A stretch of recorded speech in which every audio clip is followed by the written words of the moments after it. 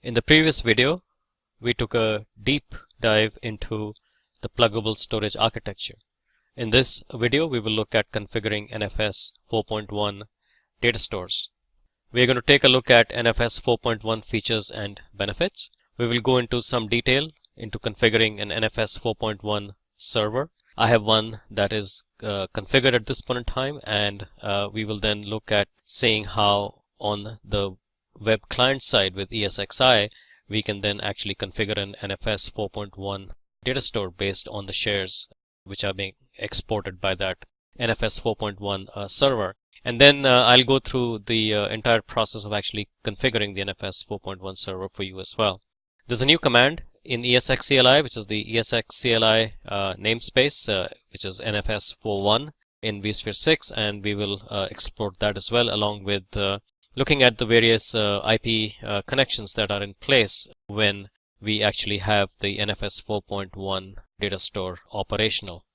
So we are here at the VMware vSphere 6 Documentation Center. Let's take a look at NFS protocol version 4.1 and the various considerations we need to understand.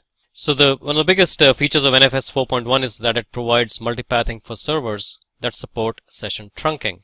So when this trunking is actually available, one can use multiple IP addresses to access a single NFS volume, and that's what we have in place with our Fedora 24 server. Client ID trunking is not supported on the ESXi hypervisor. It is supported, I believe, with other hypervisors such as KVM. Some of the downsides does not support the hardware acceleration, and so cannot create thick virtual disks on NFS data stores. You are restricted to thin provisioning. Of course, the other aspect is the Kerberos support. With Kerberos support, ESXi, to my understanding, provides the encryption of the header on the data packet or the storage packet that actually flows, so that there can be no man-in-the-middle attacks. It does not encrypt the actual data itself. Since data storage networks are in place in very secure data centers, and usually the storage networks are isolated from all the other networks, including, and the switches are hardened with port security and so on, it's very unlikely that somebody with a sniffer or something can actually look at the data packets. So it's more than sufficient. In fact, some may wonder why you actually need Kerberos within the data center. But if there is a requirement, a security requirement to do that, at least one can encrypt the header and be assured of no man-in-the-middle attacks. NFS 4.1 is different from NFS version 3. It has inbuilt file locking, and then the locking mechanisms are now, with this implementation in vSphere 6, are left basically up to the NFS 4.1 protocol, and there is no modification of the client side as it is on ESXi with NFS version 3. So you can support non-root users if you have Kerberos, but otherwise we use the traditional non-Kerberos mount for our example. So root access guidelines, of course, have to be in place, and you have to do a no root squash to be able to support. So you cannot have the auth.sys, which is the old NFS version 3 style, or Kerberos mounts simultaneously. If you use Kerberos, you cannot support IPv6, but if you use auth.sys, you can support both IPv4 and IPv6. So really, in practice, I would imagine because of the multipathing, it's probably the biggest factor that is a plus for NFS 4.1. To my mind, even more than Kerberos, because the current Kerberos support is restricted to using Windows Active Directory Kerberos. So I'm logged in here into a Fedora server. This is Fedora 24. The reason I'm using Fedora is simply because it provides me the latest capabilities. It's sometimes bleeding edge. Some things don't really work very well, but for this purpose, actually, I think it serves very well because it supports NFS protocol version 4.1. And the process of setting up the server is also quite well documented. So let me go full screen on the view. So here we are on a clear Fedora terminal. Let's key in rpc info-p to see what's going on. If you look down in the middle up here, you see that version 4 of NFS with TCP on port 2049 is supported, as well as version 4 of NFS on UDP on port 2049 is also supported. The next thing to check would be the etc password. So let's see if we can find a NFS kind of a user in etc/PASSWD, and we see that the NFS nobody user, which is the anonymous NFS user that's used in NFS 4.1, is actually present. So this Fedora 24 distribution does support what we are actually looking for. Let's look at IPADDR to see what our NICs are doing. So here is ENS33. It has an address of 192.168.0.6, and it also has a secondary address of 106. There's ENS37, and that has an address of 192.168.0.16/24, and there's no secondary address, as well as ENS38 is there as well. So what we have here is that we have 3 NICs in place. They're all on the same subnet or network as the rest of the system, and they are up and running at this point in time. Now let's go through to the web client and see what we can do there. So now we are back in our vSphere web client. We are on our familiar server 192.168.0.201, related objects, data stores. And what we're going to do is to go into actions and go into storage and create a new data store. The data store will be of NFS type, and let's look at the options available for NFS 3 before we demonstrate NFS 4.1. When I key in next, obviously the data store name has to be specified, the share folder has to be specified, as well as a server has to be specified, and basically here it is that you would be keying in one address, which is really the big difference between NFS 3 and NFS 4, as we will just see. So we will cancel out of this again and go through the process of creating a new data store one more time. We'll look at NFS, next. This time we'll select NFS 4.1 and see what the differences are. Well, we need to create a new data store name, so we will create data store NFS 4.1.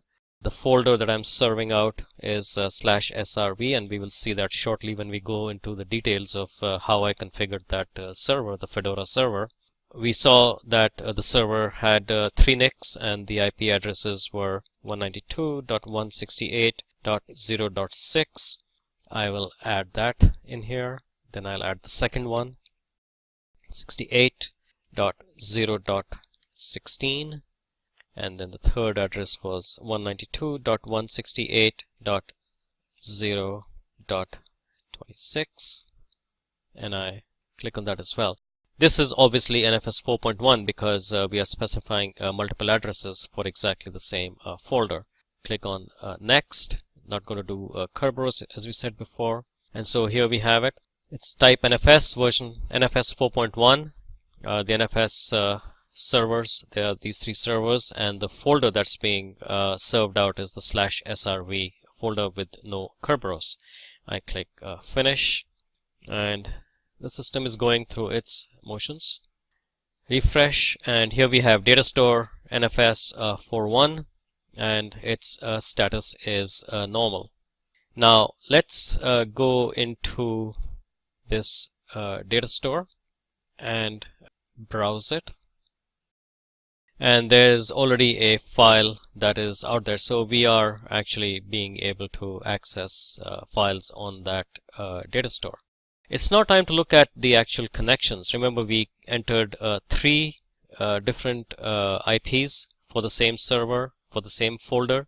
Keep that in mind: 192.168.0.6, 0.16, and 0.26, and we'll see what the connections look like on either side, both on the ESXi side as well as on the Fedora NFS 4.1 server side.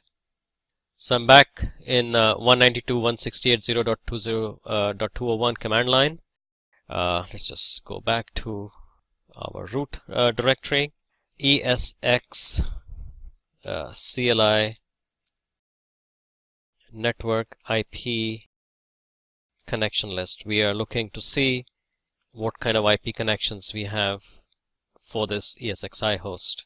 Okay, let's look at our foreign address. We're looking for 192.168.0.6, 16, or 26, and 192. Here we are. Here we go. So what we have here is 3 sessions that have been established from our ESXi host, which is .201, from port 625, 624, and 623 to the NFS port of 2049 out there. And you can see there's something called NFS 4.1 SM session queue that's in place. So basically we have 3 sessions through 3 separate IPs over to the same folder that we are serving out on NFS Fedora. Switching over to the Fedora side of the house, let's take a look at netstat AT,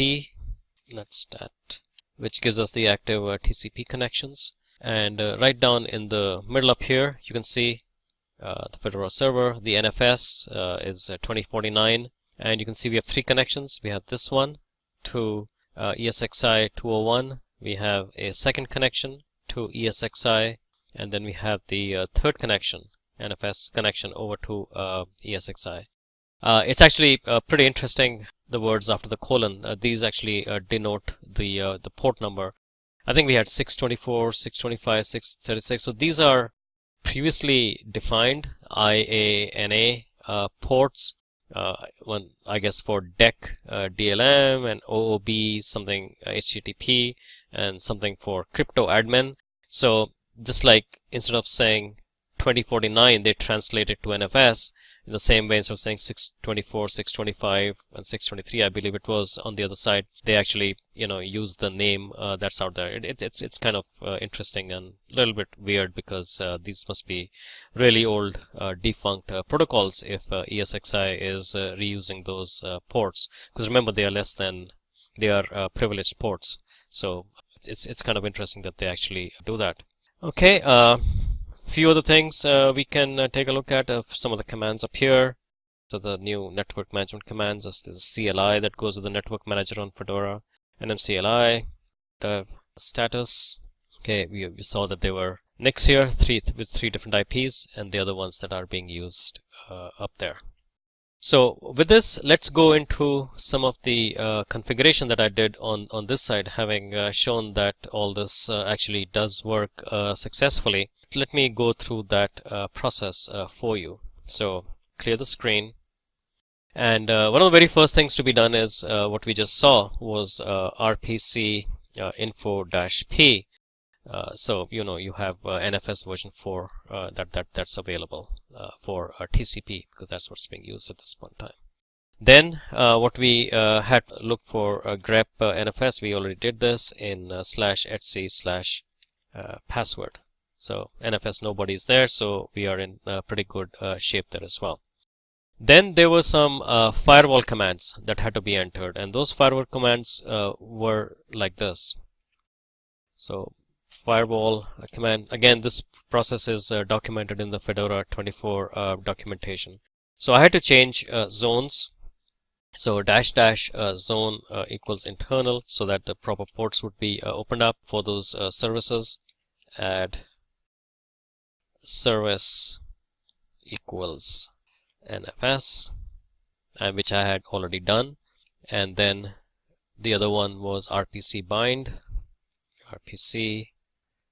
and you'll see the same come up again.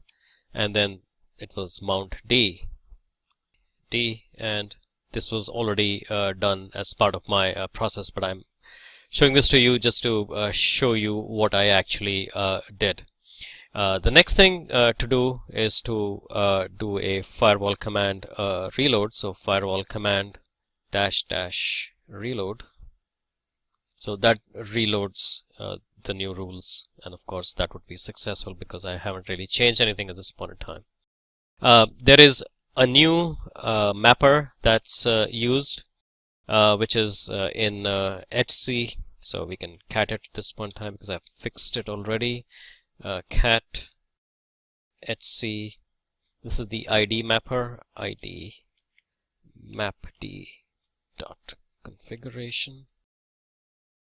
And some of the changes here, one was I had to put my domain in there and then do the mapping of the nobody user to NFS nobody and nobody group to NFS nobody. And of course this is what I had checked earlier. So there were three lines that had to be changed. I had to put my domain, just site.local, and then this little bit up here, nobody user. Okay, so that's the change that I had to actually make there.